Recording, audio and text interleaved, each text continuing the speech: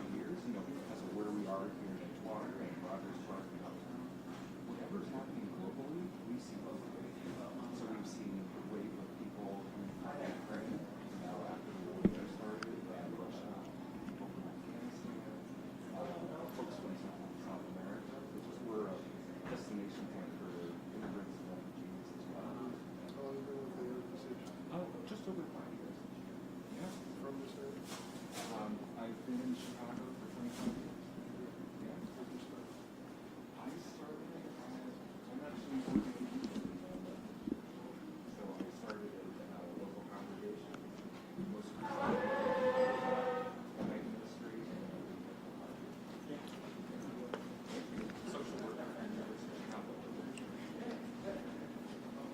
So they're putting things in there.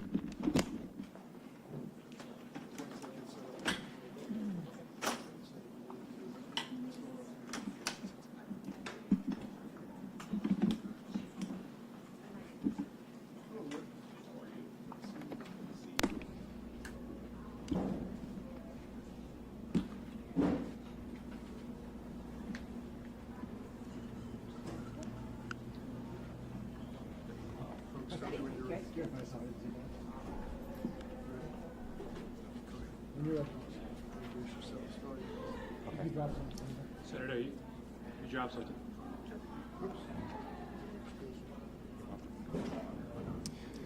I'm Gregory Gross, Gregory, Gross, Gross. I have the pleasure of serving as the executive director here at Care for Real. Care for Real has been the anchor food pantry here in the Edgewater neighborhood of Chicago for the past 55 years. We distribute food to our neighbors in need 4 days a week between our location here in Edgewater and our second location in Rogers Park. And we also have a home delivery program for our neighbors who are homebound and not able to come out or don't feel safe coming out, so that we can get food to everyone, because we believe that all of our neighbors need to have food. We've been seeing over the last several months just great increases in people coming for food. Just like on Monday nights, we've seen a 65% increase of neighbors coming, asking for food, many of them coming for the very first time, either because of the government shutdown, because of the pause on SNAP funding, or because of inflation and just making it very difficult to make ends meet. And that's just the latest in a wave of need that we've seen over the last 5 years. Just since 2020, we have seen almost a 400% increase in neighbors coming for food assistance. So in 2020, we saw about 2,900 unique neighbors coming.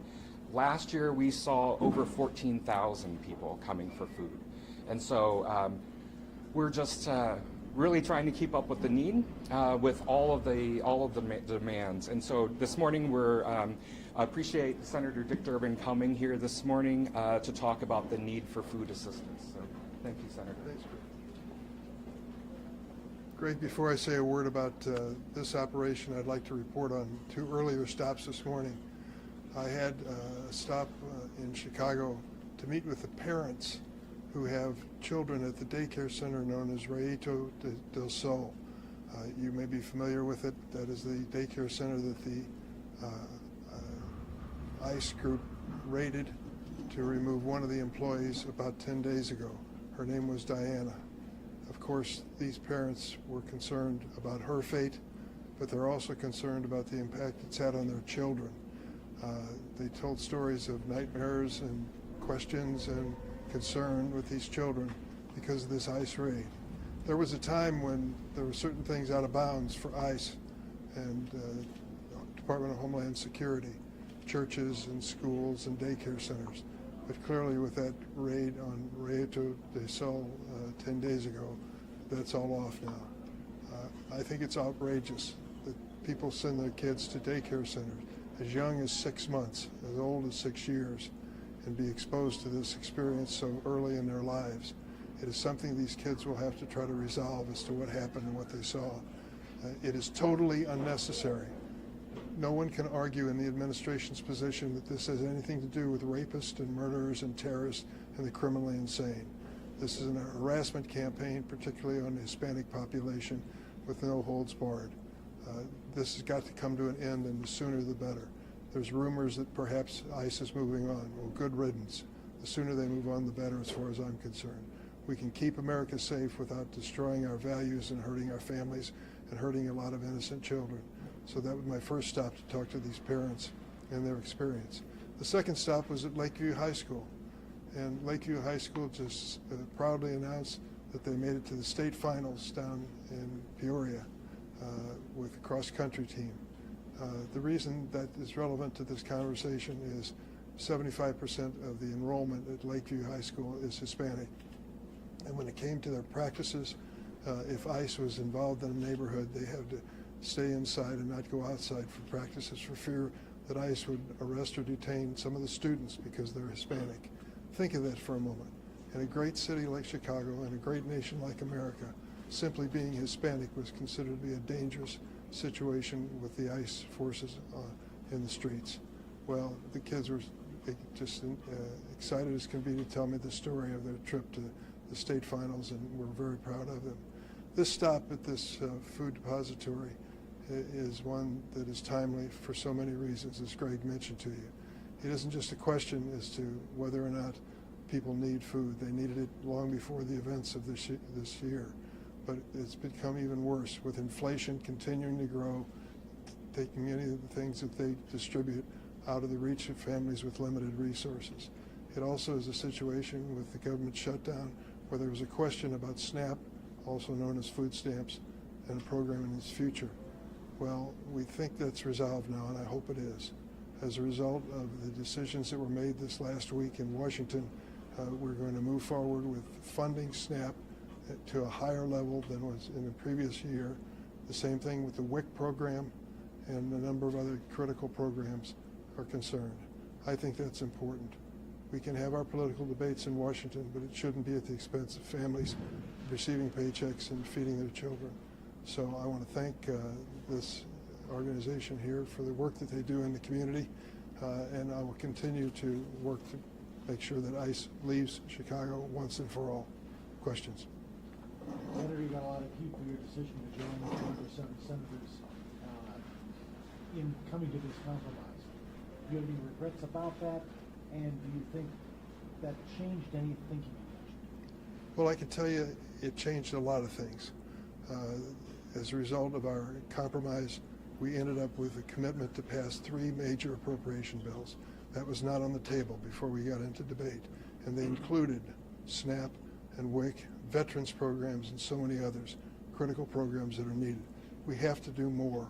And there's been a commitment, verbal commitment from the Republicans in the Senate that they'll work with us on appropriation bills. That's the way it should be done. This temporary spending measure or shutdown is a crude and sometimes cruel approach to federal programs. We can do better. What about, I'm sorry, just wanted to follow up. Sure. What about the ACA?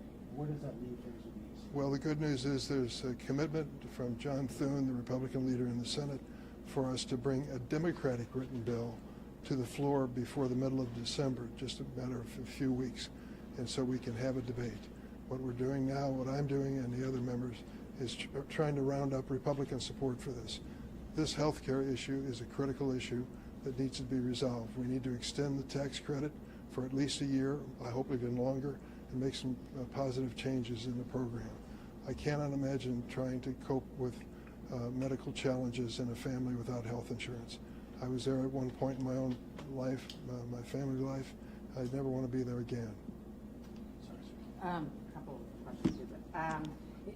Even if a vote is brought up, Mike Johnson has already said he's not going to bring it up on the House side. So Where does that Well, go? I'm not sure he said that clearly. I hope he did not. But there was never a guarantee with a shutdown that we were going to have a law that's going to be enacted without the action of Congress. That's in the Constitution. It had to happen. I think we've set the stage for a bipartisan approach to this issue in the Senate, and I think we can build on that. There were many other things that were included in this agreement and compromise that I think will move us forward. The fact that these employees that were furloughed and RIFed are going to be restored with back pay. I got on the phone yesterday to our air traffic controllers out at O'Hare. I can tell you at one point they sat down and literally wrote handwritten letters to me begging for me to end this government shutdown. They missed 2 paychecks and it was taking its toll. Many of them had family hardship as a result of it. So they understood, and I do too, that when you're going to use a political strategy, you've got to carefully measure the impact it's going to have on innocent people.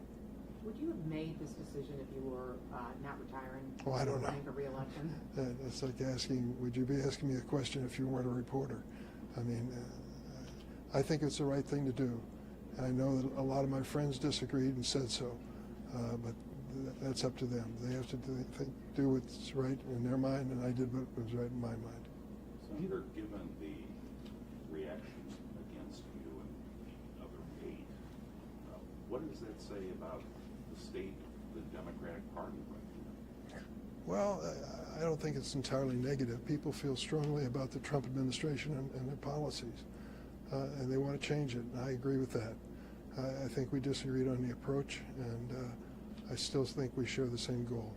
But I mean, certainly the fact that, I mean, here you are, 8 veteran senators, you have the more progressive wing of the party seems to be the most vehement in condemning that action, as well as the 6 House members as well.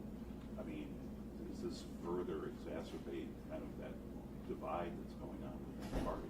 It can, but I hope it doesn't. I hope that we can close ranks now, even though we had that fundamental disagreement, and work toward a common goal.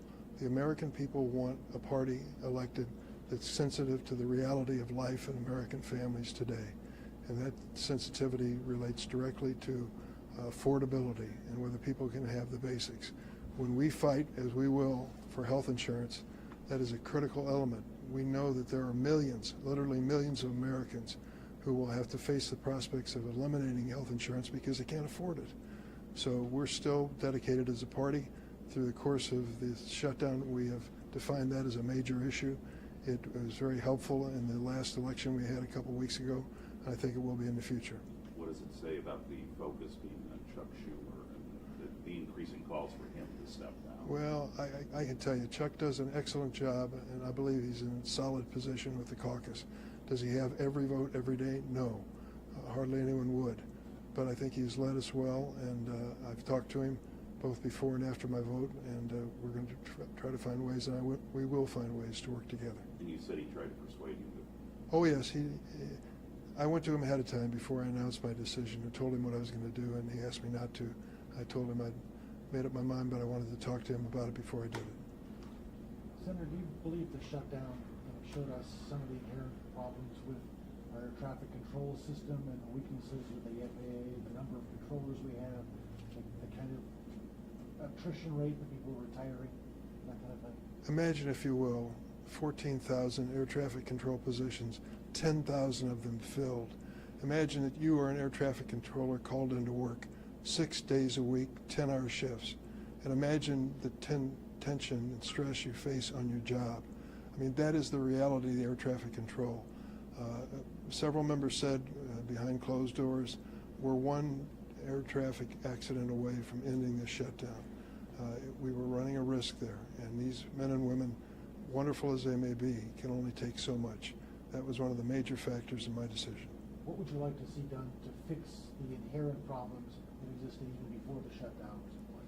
Well, there's so many of them, but I'd start with air traffic controllers. We need to train more women and men to serve in that capacity. And I for one, think I've seen enough of these government shutdowns. I think they're crude and they're cruel and they're innocent victims that we can't protect in that circumstance. And I want to assert my political belief. That's why I ran for office. but I don't want to do it at the expense of innocent people like air traffic controllers. When I spoke to some of your colleagues in the House, Democratic colleagues in the House earlier this week, they basically felt like they shouldn't, that you shouldn't trust John Thune to actually call a vote on the ACA. They just don't think that's going to happen. It's just a promise. Do you trust that he will allow the minority party to actually debate it? I know John Thune, and I've served with him for years. In the middle of the roll call vote, the critical in the shutdown vote, I walked over on the floor of the United States Senate, grabbed his hand and said, I'm counting on you. There are 8 of us who are sticking our necks out for what you promised. I hope that you're going to be a man of your word. He said, I will be. So we'll see. For those who are skeptical, they'll know in a few weeks whether or not he keeps his word. I think he will. Now, let me add quickly. No guarantee that we're going to enact a bill that's going to pass in the Senate and House, and never has been one. But to have an opportunity to debate this before the American people and let them see the stark differences between the parties, that's what a democracy does. Senator, can we ask you about Reverend Jackson? Who was hospitalized, Well, let me tell you, so I'm wishing him the best. He's been a friend of mine for over 50 years. We've worked together all over the state, in Cairo, Illinois, in East St. Louis, Springfield, Chicago, and in other places as well. Jesse Jackson is my friend, and he has been. I disagree with him as other people have, but thank God we had him. He's been a real leader when it comes to civil rights in America. Okay, thank you all. Thanks, Senator. Thanks, Bill. Thank you. And I hope you keep fighting for the healthcare because of folks in the staff.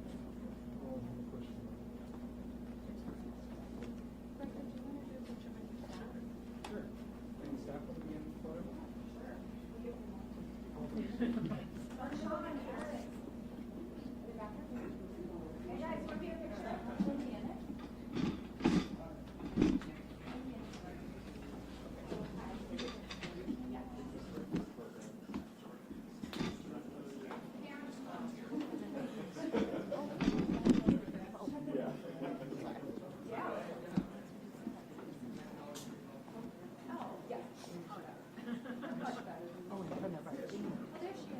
Yeah, I was the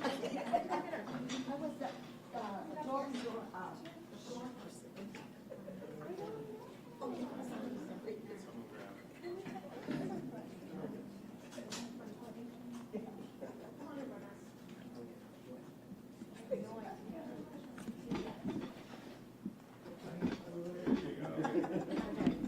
Three, two, one.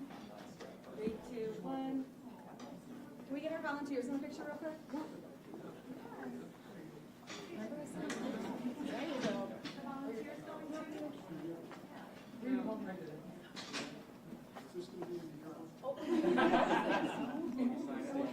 we have to go up and stand. There you go. Right. Okay, 3, 2, 1. Got it. Did any of our phones get used? This was Jordan's. I can send. Okay. Thank you. Thank you.